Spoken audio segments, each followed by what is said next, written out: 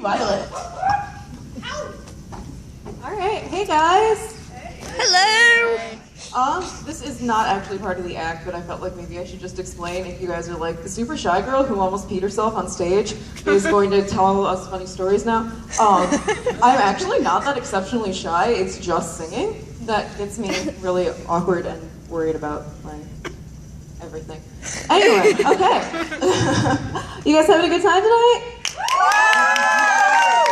Okay, that right there is one of the strangest things to me because, okay, so you go to a show and somebody says, "Are you having a good time tonight?" and everybody screams and starts clapping, and it's totally normal there. But if, like, I walk up to my friend Abby right now and I go, "How are you doing tonight?" and she starts screaming and clapping at me, that's terrifying.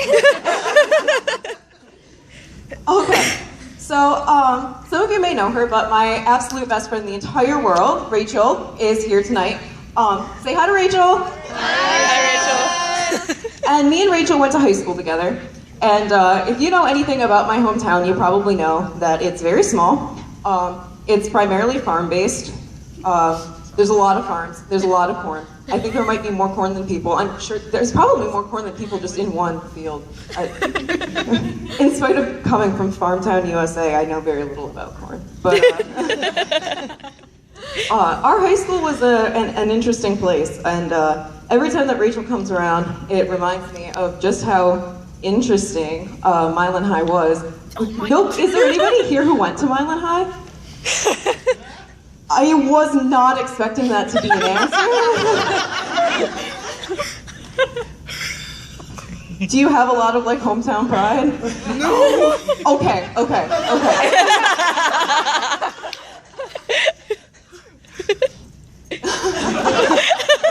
That threw me off a little.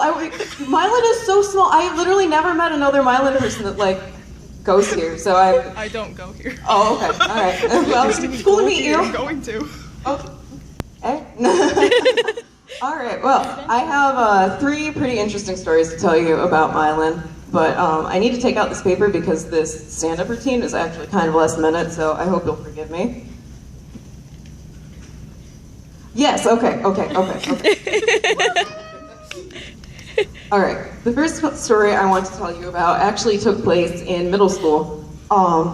My locker was the worst locker in the entire school. I don't know what the school had against me, but every year I had, like, the worst locker in the school. Not the same one.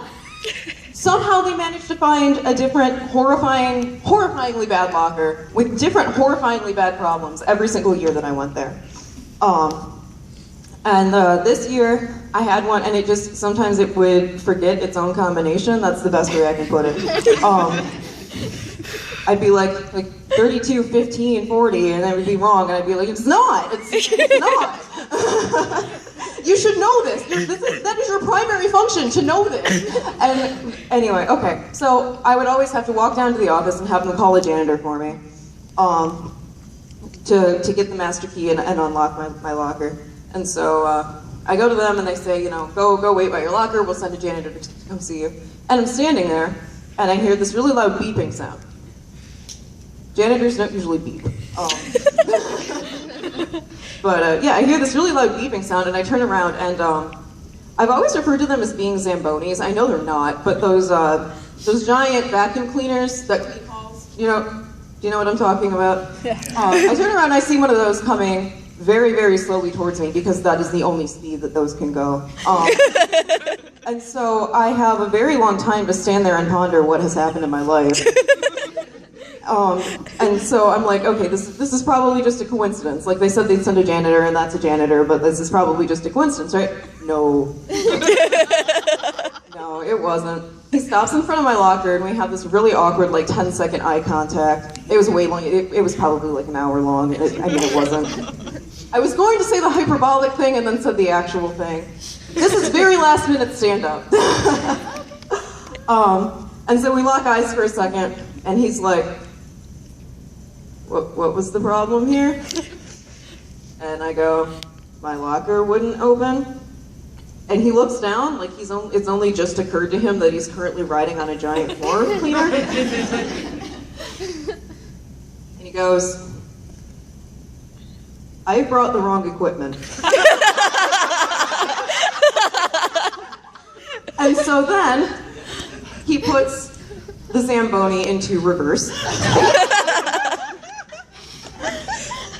And so it starts beeping louder and more frequently as he goes back down the hallway and then finally returns with my key. That's the first story. Okay.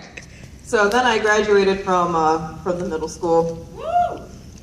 She's so proud of me. She's so proud of me for that. I graduate from the middle school and I move on to high school. And I had been a pretty goody kind of kid, you know? Like, pretty quiet, pretty, you know. I stayed in line and always followed the rules. Y'all are laughing, but I swear to God it was true back then. But yeah, and so I was in my chemistry class, and we were looking at some fucking bullshit under the microscope. I don't know. It's high school chemistry. I think it was some kind of a root of a potato. I don't know what we were supposed to learn from that. That potatoes have roots, I guess. And so we're looking at that under the microscope, and me and my partner finished up because we had like an entire 90-minute class period to look under a microscope and be like, yep, that's a potato root. And we were just kind of fucking around. And she was like, you know, we have this microscope, we should look at something else under the microscope.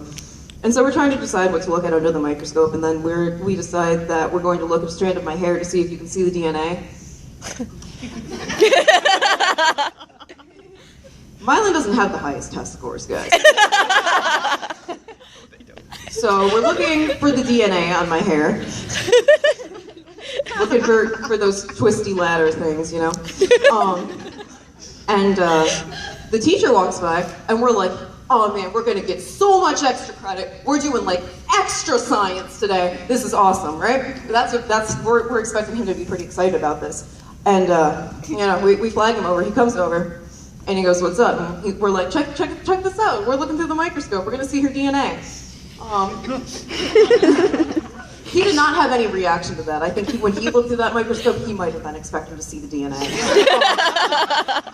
And so he looks through the microscope, and then he looks at me with the most serious expression on his face I've ever seen. And then he looks at my partner. Then he looks back at me, and he goes, "This is unauthorized science." And then he goes, "That's specifically against the rules. That's a detention." So he walks away, and my partner looks at me and she goes, "Did you just say we're getting a detention for unauthorized science?" And I'm like, that would appear to be the situation, yes. So he comes back and he hands me a little slip, and sure enough, on the slip, detention for unauthorized science. And I'm freaking out, okay? Because this is the dumbest reason I think anybody's ever been given a detention, but it's still a detention, you know? And I was like a pretty damn good kid. Thanks for not laughing that time. I was a pretty good kid, and so, you know, my parents are pretty damn strict too. I was gonna be talking while I walked backwards, and then I was really worried I'd fall off the stage. My parents are really strict too, you know? And like, I'm like, they are not gonna stand for this detention shit.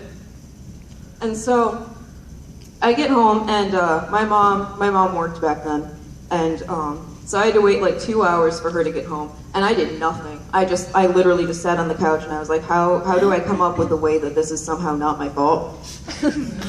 And I couldn't. And so she comes in, and she's like, she can tell right away something's wrong, and she looks at me and she's like, you know, what happened? What happened? And I couldn't even tell her. I was so upset. And I handed the detention slip.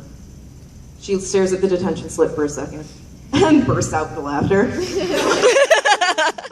And she goes, "What did you do?" And I'm like, "Unauthorized science." And she's like, did you chemically burn another student? I don't know why that's where she went. But that was the first thing she came up with, was that I had somehow deliberately burnt another student. I had not. And so, you know, she thought it was hilarious, and so I got out of trouble there. But then I had to actually serve the detention. And part of the detention process was that you had to like admit why you were there. Yeah, you know where this is going.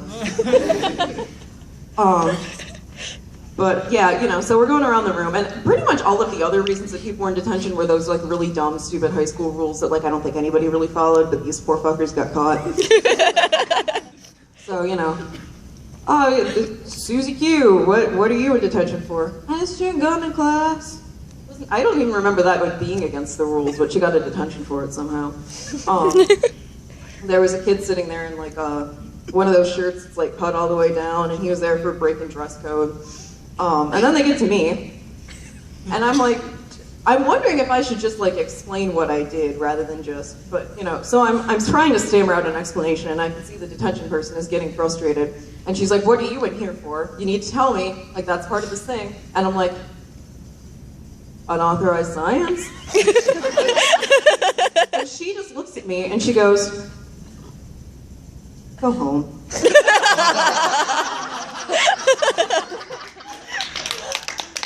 All right, I got one more story, but I cannot remember what it was.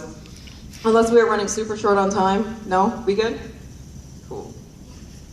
We always have time for you. Y'all are sweet.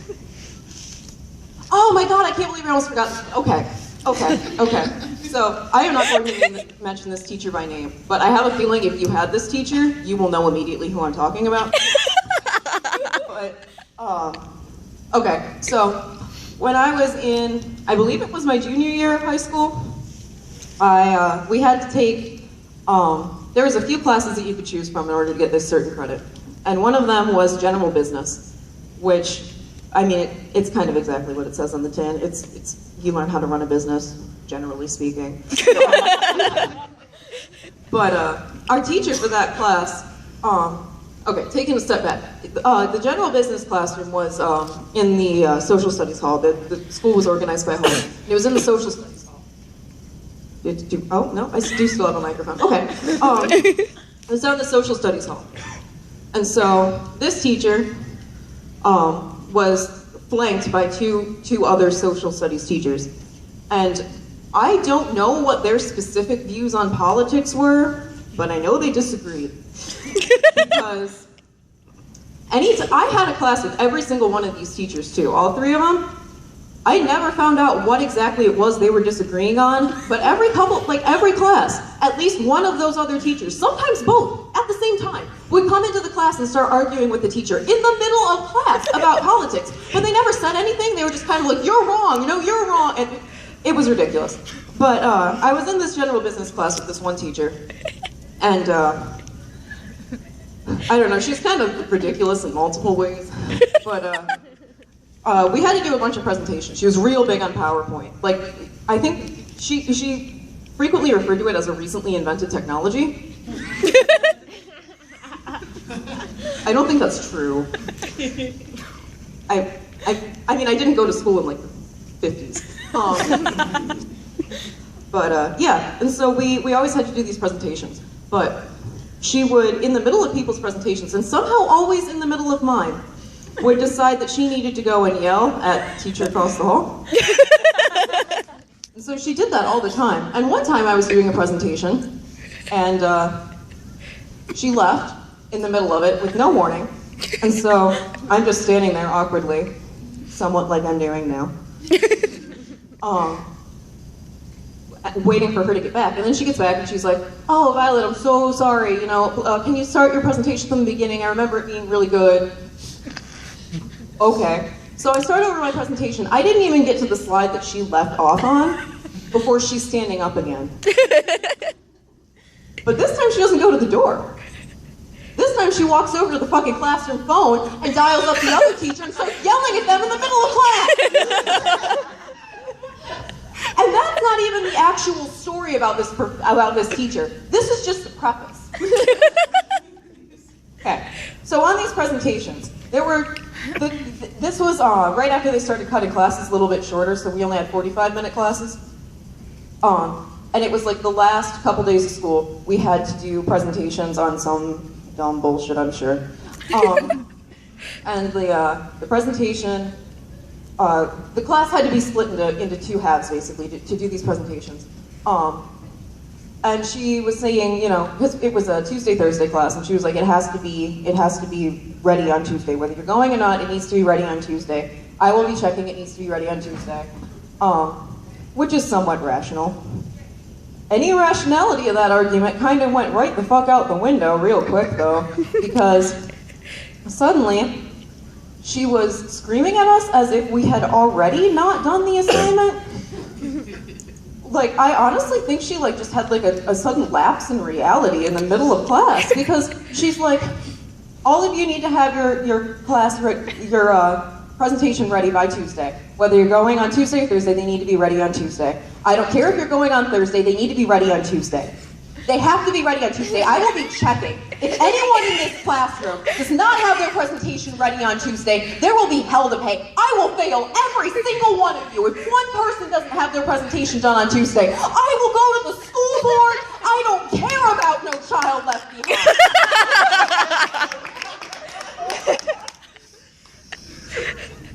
And then she kind of pauses, because I think she either realized that she was yelling about something that hadn't happened yet, or whatever psychotic episode she was having was now over. And then she goes, actually, we don't really have time for me to be checking all of them on Tuesday. So, you know, it's up to you. It's up to your best judgment. And that's Mylan.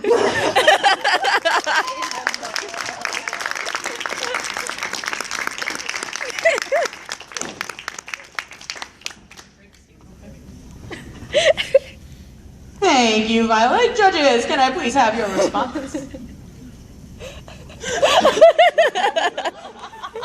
wish I went to school. That sounds like a lot of fun. That was kind of entertaining. And so, I like your attitude. I mean, I love your attitude. I love your humor, and I love humor just in general. So, you kept me laughing, and just your ability to retell some pretty good stories is pretty impressive. So, thank you. So you got this comedy thing and the singing thing going on. So I think you should take it on the road or something. So thank you. Yeah, I think one of the hardest things to do in any form of entertainment is comedy, and to make people laugh, because you know, like, the expectations are so high. So you definitely, you know, you had the room, everybody was with you, we were all like in Milan reliving these stories. So you did a great job. I completely agree. I always think that stand-up comedy is so difficult and things like that to do, because you never know what your audience is going to think is humorous, and you're able to connect with so many people in the audience. I think you did a fantastic job. Thank you again, Violet.